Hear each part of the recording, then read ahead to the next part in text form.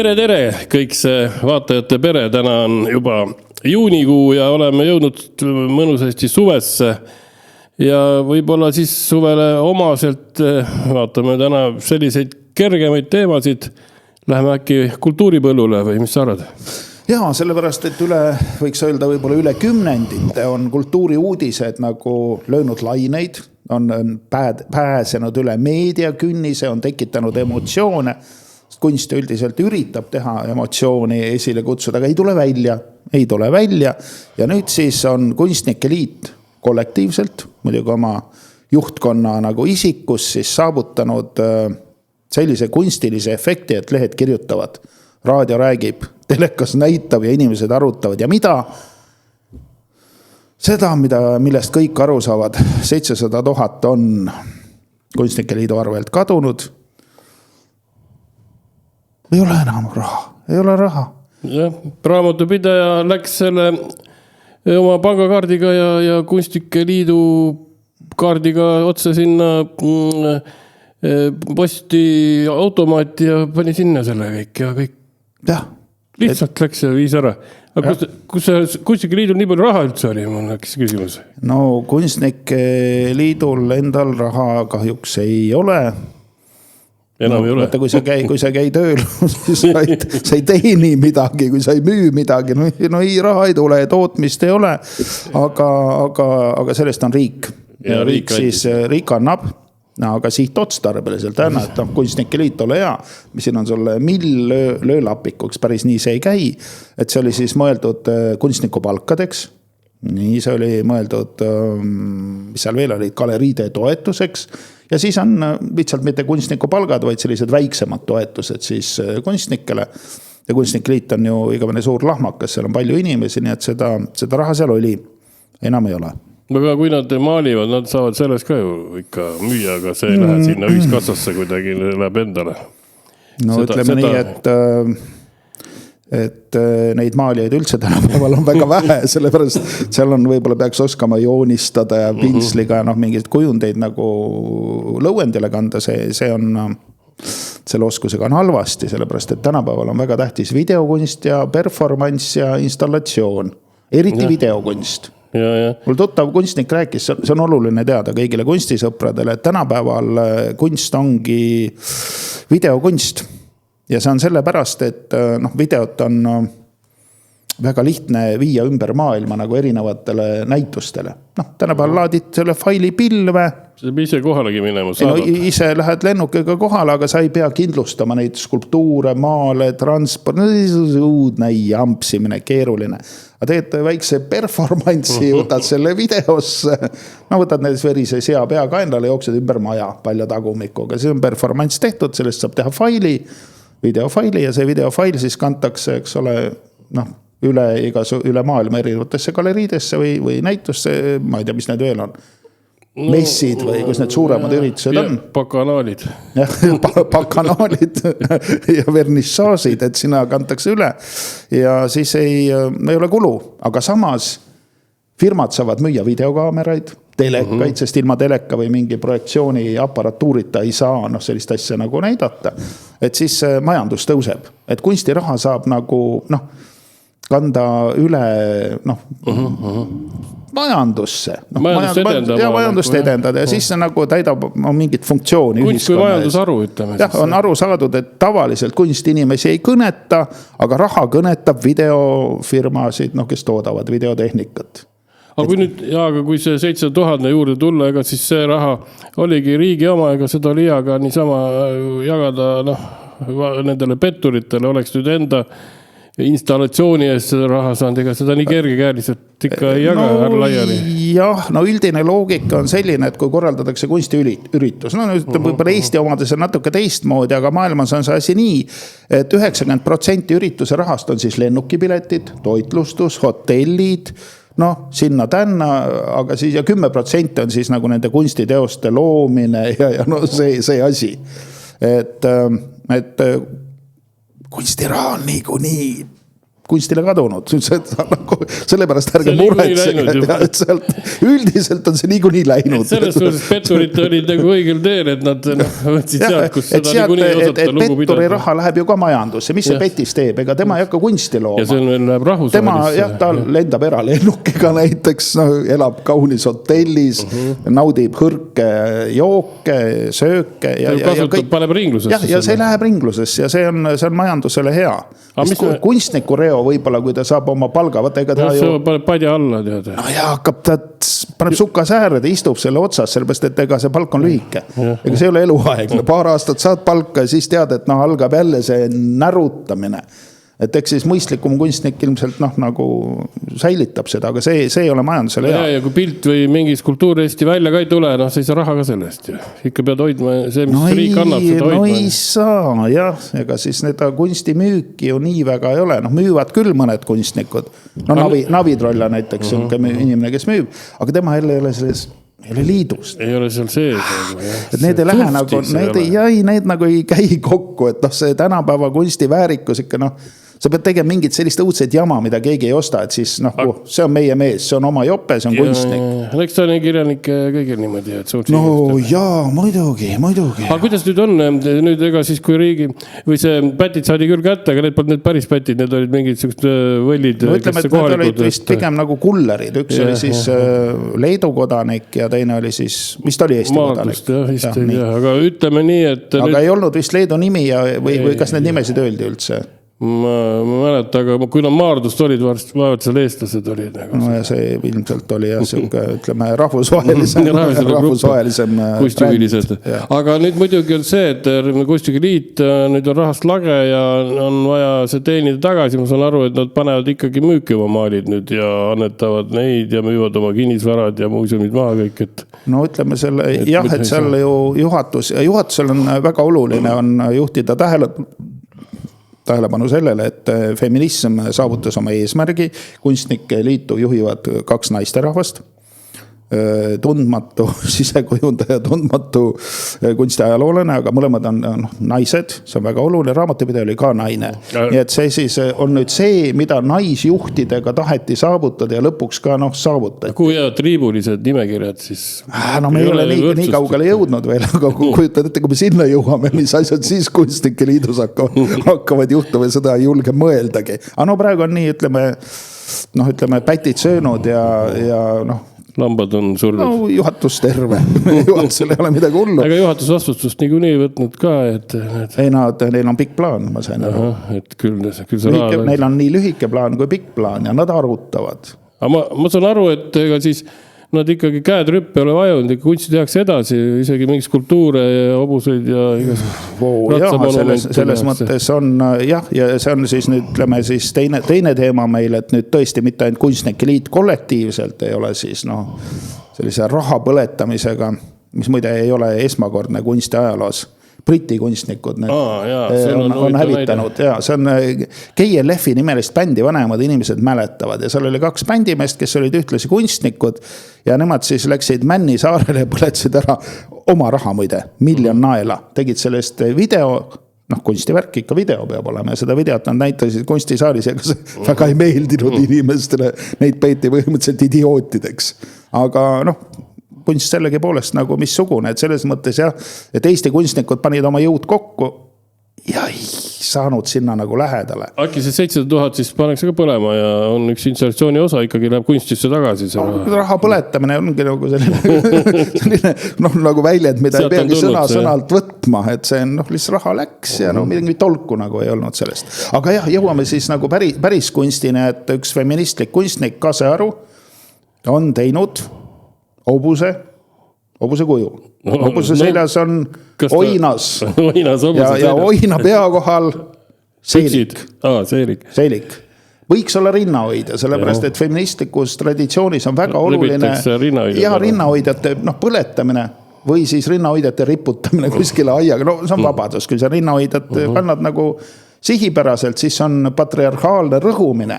Aga kui sa rinnahoidja paned kuskil missi valimiste ürituses prügikasti või riputad puuoksa või aiateiba külge, siis see on vabadus.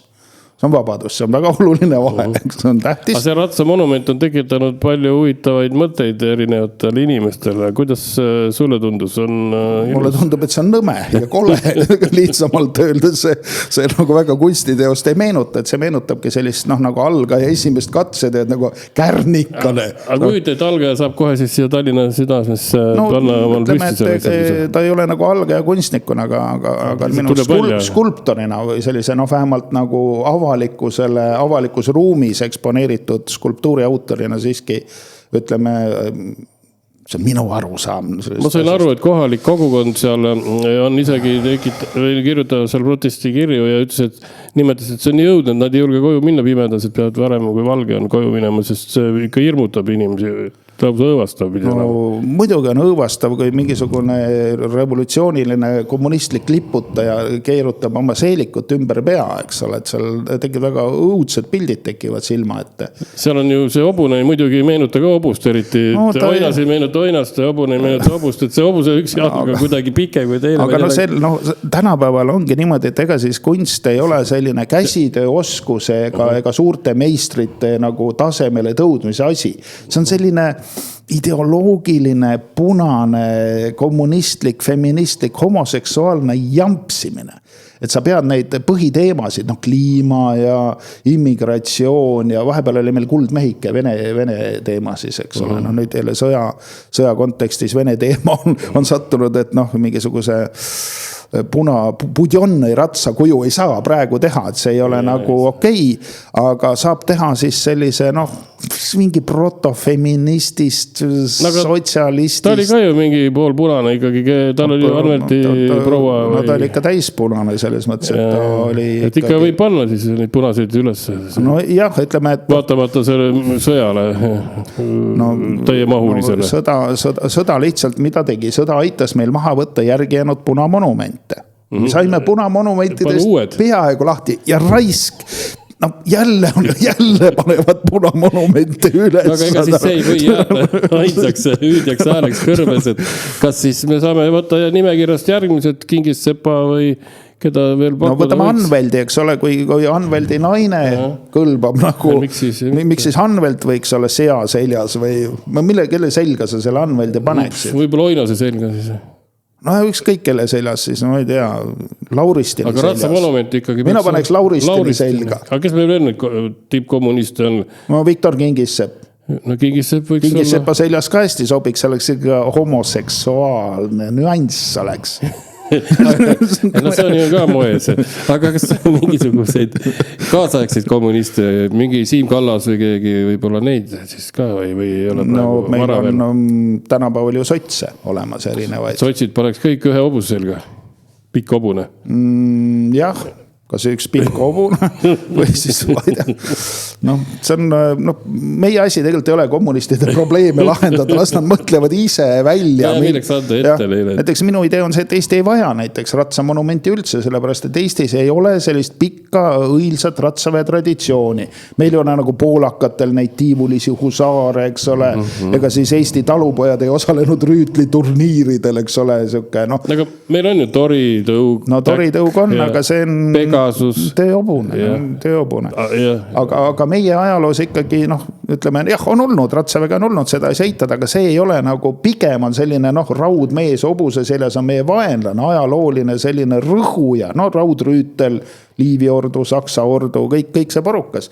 Et minu idee on see, et me vajame hoopis rahvuslikku ratsamonumenti, kus tõesti on olemas hobune, kus on olemas ratsamees, aga see on ordu rüütel ja Eesti sõdurid, nagu ülemiste, Ümera jõel, mitte ülemistel ei saanud hakkama, ei tulnud välja, aga Ümer, Lätis küll tõsi, juhtus selline asi, et Ümera jõel ikkagi lahing võideti ja neile ikkagi Hendriku kroonika järgi seal hukkus mitmeid orduvendi. Mitmeid. Seal on spekulatsioonid, et tegelikult löödi neid mättasse ikka terve kari, aga et kroonik pani siis kirja nii leebelt kui vähegi võimalik, et kaotusi varjata. Üks ikka propaganda ja sõjateadus käivad ikka nagu üheskoos ja ajalugu. Aga jah, et see peaks kujutama seda, kuidas siis hobuse sellest tõmmatakse see rüütel alla ja siis lüüakse tal lõust lapikuks konkreetselt. Mõlki. Jah, et nii nagu peab. no jaa, aga kui me ikkagi vaatame seda hobust, et jah, et kui juba teha, ikkagi võiks olla ka nagu visuaalselt ilus, üks asi on see ideoloogiline moment. Et mina olen mõelnud, et ikkagi ratsamonumendid Eestis, jah, et sa ütled, et võib-olla ei ole väga. No ei ole kohane, meil on teine kultuur, talupoja kultuur, võib-olla siis künd ja Kalev või meil on ju seal Jõgeva tee ääres, kuskil Põltsamaa tee ääres ju künnab, eks ole. Ma ei tea, kas seal hobune on ka, see on vähemalt meenutab hobust. No jah. Neid võiks olla rohkem. Rakveres näiteks on Tarvas, tõsi küll ei künna. Aga Tarva otsa võiks ju ka keegi hüpata siis või nagu oleks see. Ma kunagi mõtlesin, et vaata, peaks olema linnapea ratsamonument näiteks Tarva otsas, Rakvere linnapea, aga linnapeal paneks sinna selga, aga siis pea oleks ära vahetatav. Või nägu, siis on veel nagu, nagu terved pead ei hakka vahetama, see on kallis. Tuleb uus linnapea, siis keeratakse see nägu, vahetatakse ära või pea. See ei ole üldse uus idee, see ongi klassika, nii on tehtud. Nero näiteks, kui ta oli keiser, siis talle ei meeldinud see, et see Rooma oli üks liberaalne peldik ja seal olid igasuguseid veidraid uske, seal sisaliku näoga ja kassi näoga jumalad, igast koleda näoga jumalad, tema leidis see ei sobi. On ilus nägu, lasi enda näo panna kõigile jumala kujudele. Et see on sama idee ja väga, väga mõistlik idee seal. Kuule, aga see Simson tegi ju sinna Kalevipoja sinna Neeruti järve äärde paekividest või munakividest ja siis vedeleb seal, aga talle pandi, seal oli ühe väikse kooli ees oli ühe, võt selle kommunisti nime ma ei mäleta, tema pea oli ja siis ta pani, selle pea pani selle Kalevipojale näoks nagu. See kommunisti monument võeti maha ja siis tema kasutus selle ära, nii et Kalevipoeg on ka kommunisti näoga seal. Neeruti ääres. Väga groteske kuju, väga hull. See on ka jõudne, tähendab, kui Neeruti järve äärde lähed ära, siis väga pimeda peale jää. Mina ei lähe, ma põhimõtteliselt ei lähe sinna järve, mitte lähedalegi. Aga jaa, et ega neid... Kui ma Simpsonit näen, siis ma uurin seda asja, et kuidas nüüd niimoodi, mis selle asja mõte oli. Mis selle kommunisti nimi oli, küsin üle, ma mäletan. Aga mis puudutab veel neid äravahetamisi, siis ju kõik teavad ju Tartus olnud lugu, mis oli Lenin oli ju seal. No Lenin oli igal pool. No, aga Tartus oli huvitaval kombel, ta oli siis seal oli Maaülikooli peahoone, nüüd ta on vist mingi Kaitseliidu hoone täpselt seal Võru ja Riia maante. Seal oli igame suur kolakas Lenin. See Lenin, aga tal oli siuke pull lugu, et see võeti Vene ajal, võeti tal see pea maha ja siis asendati, tal oli, see Lenin seisis seal, soni oli käes, niimoodi ette ulatavalt ja siis võeti see maha see pea ja see tehti öövarjus, pandi uus pea ruttu, et keegi ei näeks, et siuke probleem või siukene jama. Probleem oli selles, et siis tal pandi uus pea, millel oli müts peas, nii et tal oli üks soni oli peas ja teine oli käes siis. Ja siis vaadati, et see ei lähe mitte, et siis ikkagi hiljem korraldati. No hiljem võeti üldse maha selline. Seda on räägitud mitme Lenini kuju kohta. Ei tea, kus see tõde on, aga nii ta oli. Nii et selle oinasele võiks ka midagi siis välja mõelda, kas võtta pea maha. See on näha, kuidas selline uus kommunism, eks ole, mitte ainult ei aja oma sellist homoseksuaalseid, feministlikke menstruaalasju, vaid ka kaasab selles tänapäevase uus kommunistlikusse kultuuri või propagandasse pigem anda agitatsioon ja propaganda, siis klassikalisi tolguseid erinevaid, kes on kuidagi punasemad ja feministlikumad kui teised. Ja mõni muidugi ütleb selle peale, et vaata kui tore, et inimesed hakanud kunstist rääkima, me ka räägime siin, eks ole, et see täitis oma eesmärgi, aga minu juures täitis ta hoopis teise eesmärgi, mis on kindlasti ka nende poolt nagu meelega püstitatud, et saaks jälle inimesed omavahel liidu ajada ja see eesmärk on ka ilusti täidetud. Mina arvan, et seal on mitu eesmärki, kindlasti on vaja ühiskond, alati on punastel vaja ühiskonda lõhestada, siis on ühiskond nõrgem. Ja seda saab siis hävitada. Pooleks, eks ole. Just jälle pooleks ja pooleks ja pooleks, küll Ukraina sõjaga. See on nagu see noa mäng vanasti oli, mulla sisse viskasid noa ja siis said endale väikse territooriumi. Jälle väikse tüki oma poolde ja siis juurde. No aga mina kujutan seda asja oma vaimusilmas ette nii, et tegelikult see on vandenõu nagu rahvuskultuuride vastu, et kultuur on olemas, see on identiteedile ja rahvuslikule väärikusele väga tähtis. Järelikult peab kommunist, eks ole, kes rahvusriike ja rahvaid ei tunnista, midagi tegema selle kultuuriga, mida siis teha? Ära keelata nagu issana, see ei sobi, eks ole. Ei, kus sa saad, kunst on vaba. Ja no ei ole ilus, siis sa näed välja nagu kätevääne ja tsensor. Et mis siis tehakse? Siis võetakse, eks ole, kunstiinstitutsioonid üle, pannakse igale poole feministid, kommunistid ja hakatakse tegema sellisest, omale sobivat agitatsiooni, on ta siis kliima, feminism, pederastia, erinevad globalistlikud nüansid. Aga seda tehakse sellises vormis, et see nagu ei küüni endise kunsti tasemele. Et ta on siuke vilets, hädine, kole, naeruväärne, käkerdislik. Junnakad tulevad nagu üksteise järel. Et see kunstimaine, mis sajandite ja tuhandite jooksul on loodud, et see on see õilis asi, sealt tekivad siuksed, katarsis tuleb, kui sa vaatad, eks ole, suu lahti, kuidas inimene on suutnud sellise teose teha. Ei, selle asemel tehakse mingit täielikku jura, et see nagu, et inimeste nagu usaldus kaoks. Ja kui see usaldus vaikselt kaob, siis loomulikult võib ka raha ära võtta. Et kõik on purki sittujatele mingisugust nagu raha ei sobi, eks ole. Ei sobi, niimoodi ei lähe. Kuigi härra Toomik praegu on täiesti mõnus, täiesti asjalik kunstnik. Ühtegi paha sõna. Purki võib situda siis, kui sa juba maalida ka oskad. Pärast seda võid situda. Kui sa kohe hakkad situma purki, vaata siis ja maalida ei oska, siis ei ole midagi teha. Nii ja naa. Ma sain aru, et selle, kõik teavad seda purgi juhtumit, aga kuidas see purk üldse, kuidas see tuli? Selge see, et mujal maailmas oli midagi taolist tehtud. Aga et härra Toomikul oli selline ateljee, kus ei olnud veevärki ega peldikut. Et seda, see on nüüd legend, ma ei ole tema enda suust seda kuulnud. Et ta sõi siis purgisuppi, aga peldikut ei olnud. Aga purgid olid. Ja andekas inimene leidis purkidele lahenduse. Ja näitus oli tulemas, mis sa teed? Mul on siin purgid, eks ole, ma ei viitsi siin rapsima hakata. Et selles mõttes nagu ikkagi andekas, ma ütleks. Minust andekam kui mingisugune feministlik puuslik. Aga miks siis feminist, kellest me siin rääkisime, situs siis keset seda kesklinna selle hobuse sinna, sellest aru ei saa? Sellepärast, et ta on vaevatud sellistest ideoloogilistest sajoobidest ja luupahinajatest. Et neil ajus ju punastel nagu toimub ainult... Seda me ei saagi ise teada. Ja see on raske ja valus mõeldagi selle peale, mis nende peades toimub, aga me näeme selle kunsti põhjal, mis seal peas toimub, koledad, rumalad, jõledad mõttekäigud. Ja nad elavad oma seda sisemist ja oma sisemisi väga piinlikke veendumisi välja kunstivormis ei saaks öelda, ütleme ebaõnnestunud kunstivormis. Ebaõnnestunud kunstivormis. Ebaõnnestunud ideed. Tarvine käes ka ei saa küsida, kuidas see areng läks siis nii pidi, et kuskil pole tehtud seda analüüsi. Evolutsiooni kohta on ka erinevaid teooriaid. Tarvinil oli see, et nagu kõige tõhusam jääb ellu umbes. Aga hiljem on tulnud teooriaid, et kõige lihtsam jääb ellu. Ja kunstis tundub, et kõige lollim jääb ellu. Või kõige kommunistlikumus soperdaja siis nagu saab nagu käevalgeks. Jah, kui nüüd konkreetselt veel, siis seal oli ju kavandite hulgas oli ju väga ilus, oli siuke vesiveski, selline vana veski kohale. Väga ilus oli tehtud asi. Ei sobinud, ei olnud kommunist. Mis seal vesiveskil siis, kommunismiga pistmist. Mitte midagi. Isegi saad aru, et see ei lähe.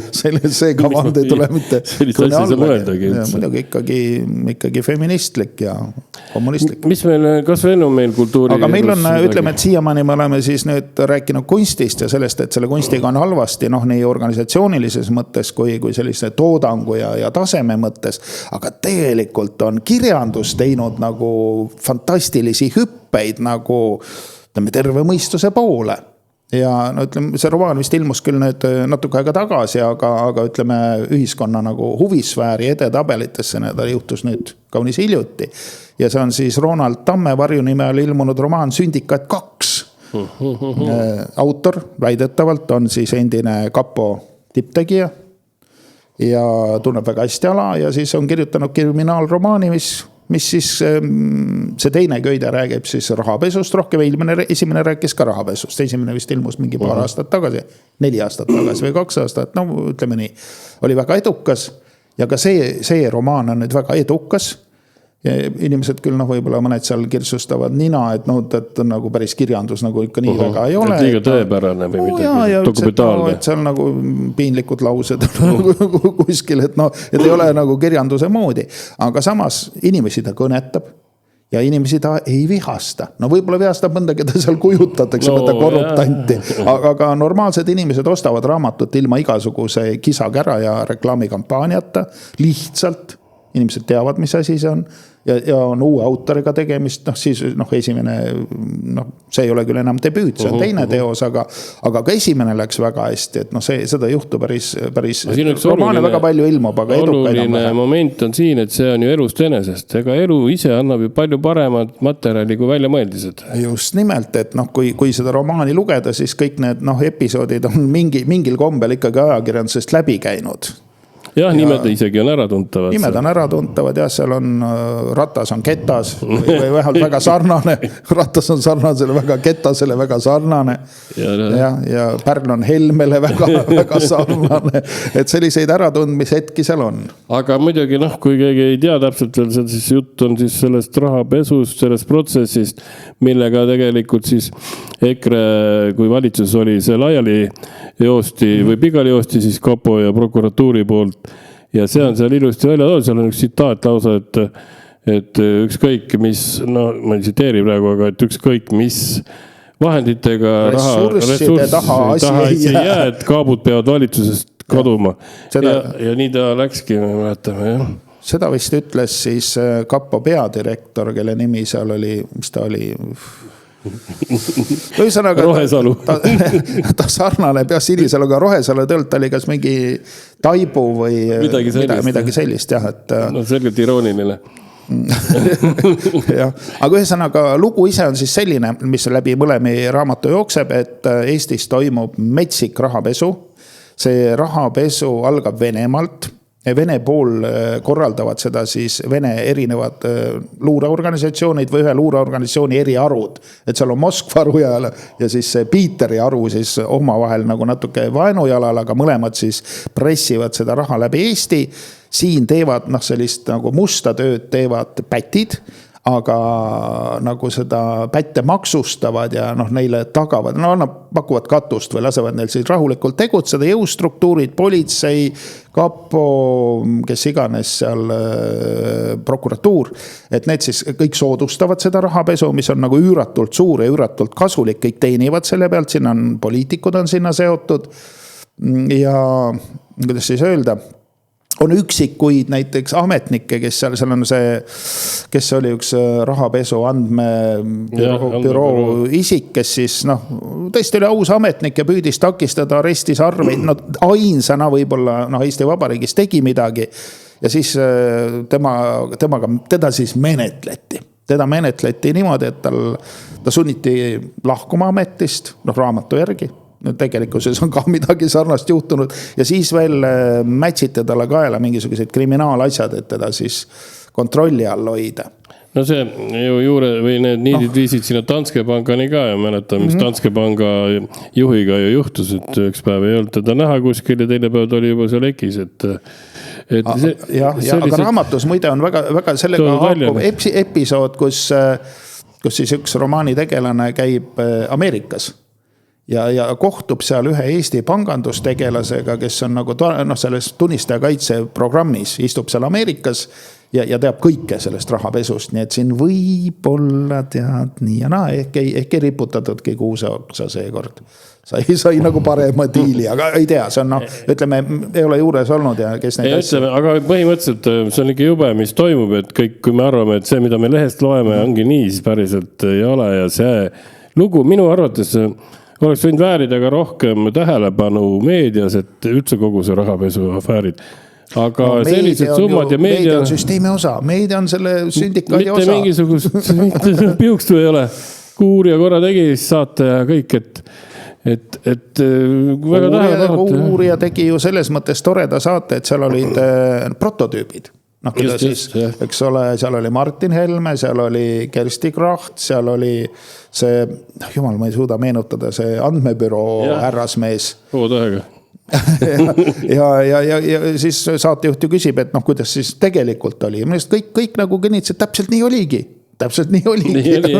Vähemalt nagu... Kusjuures täiesti, tsitaadid olid olnud päris nagu sõna-sõnalt isegi. Nii, et see pealtkuulamine ja kõik sellist asjad. Aga mingid detailid siiski, mingid väiksed, mingi lipsu järgi ei lasknud seisoni. See oli seal nagu fantaasiat siiski. Need tegemist on kirjandusega, kirjanduslik element on olemas.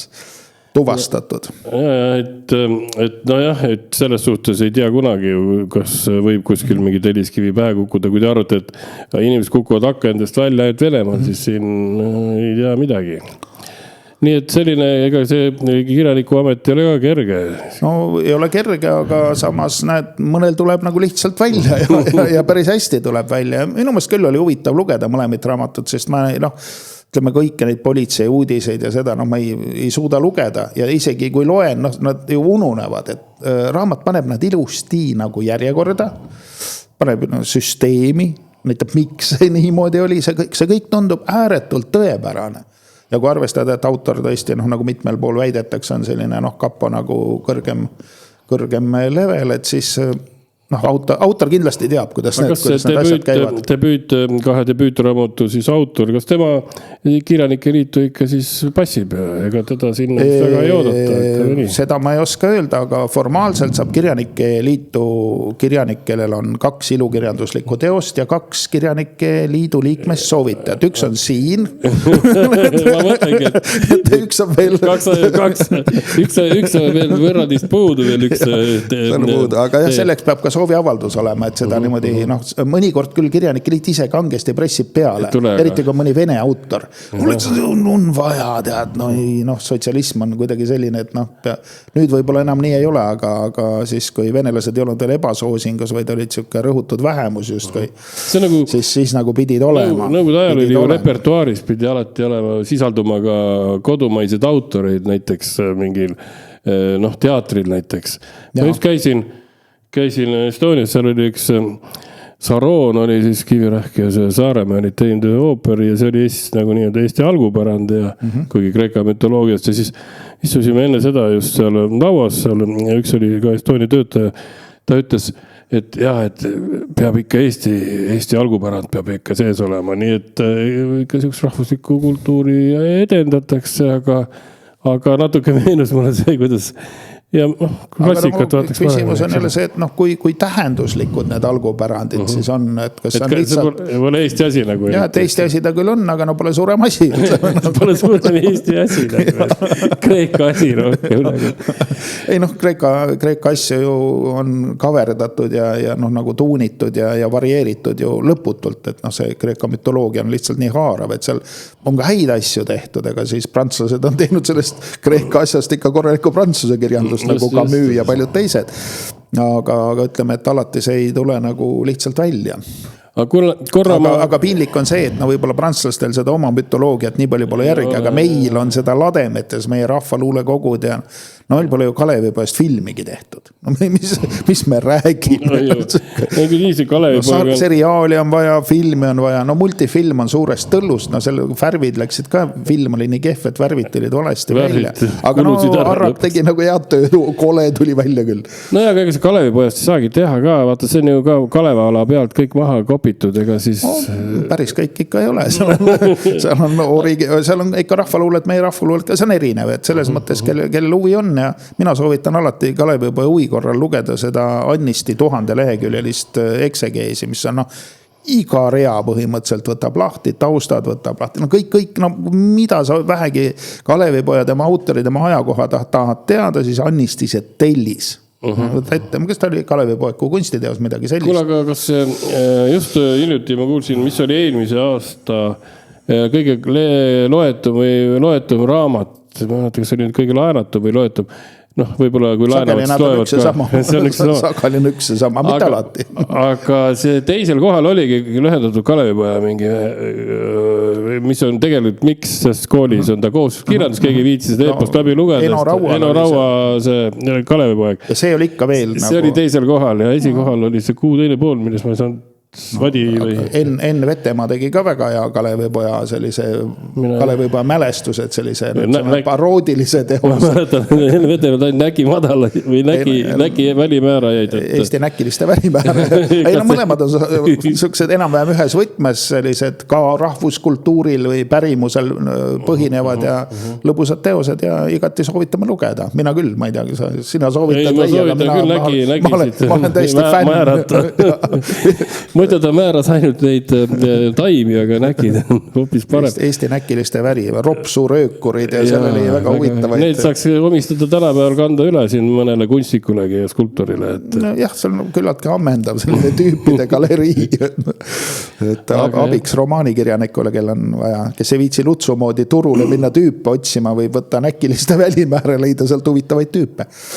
Et mis me siis nüüd teeme, jõudsime sinnamaani, et kunst on küll meedia fookuses, aga ütleme, ei ole saavutanud nagu sellist nagu tulemust, pigem on tegemist nurjumiste ja sabotaažiga. Tagasi käikudega. Agitatsiooni ja propaganda, aga samas kirjandus, mitte küll kroonukirjandus, eks ole, kroonuametnik, endine kroonuametnik on kirjanik, aga mitte kirjanike liidu liige, nagu mina aru saan. Et ma kasutaks ka juhust ja kuna kultuurisaade on täna, siis ma meenutaksin ka oma viimastist filmis kinos käiku. Ma nimelt sattusin üks päev Artisesse ja seal tuli selline linateos nagu Iron Maidenist ja tuntud vokaal-instrumentaalensemble Britanniast. Ja tema muidugi, need mehed on juba nii vanad ja lonkavad seal ja ega nad enam suurt 70 pluss on nad vanad, eks ole. Aga mis oli huvitav, oli see filmihuvilist ring, kes siis olid saalis. Et lisaks minul oli veel 3 prouat. Kokku 4. 4 inimest. Iron Maideni. Ja need prouad olid umbes sama vanad kui need bändimehed, 70-aastased. Ja üks tuli muga liftis alla, temal oli kaasas paberkott tomatitaimedega ja tuli vaatama oma nooruspõlve sellist fänn.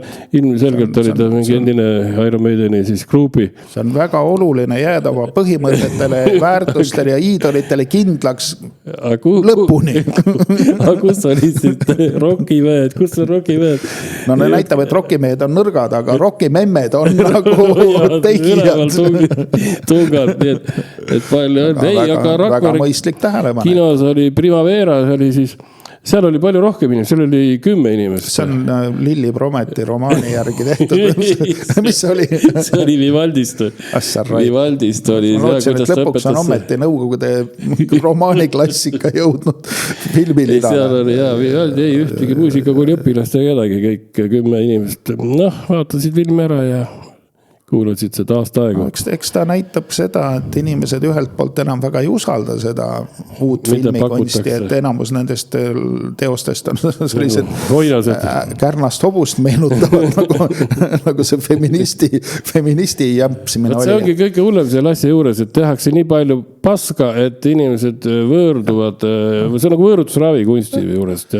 Aga ütleme, et ärge laske ennast võõrutada. Et selles mõttes jah, võõrduge uuest kunstist, see on halb, aga näiteks uuest kirjanduses üksikuid helgeid hetki on, aga klassikat võib alati või isegi vanu filme võib vaadata, superluks, klassikalist muusikat kuulata, vana rocki kuulata, häid vanu raamatuid lugeda, mis saab Tammsaare või Dostojevski vastu. Eile ma just sa rääkis prantsuse kultuurist vahepeal, just eile vaatasin, nii naljakas film oli Suur jalutuskäik, see on kõige rohkem vaadatud. Mäletan seda filmi lapse vaadatud film Prantsusmaal ja naudinguga vaatad.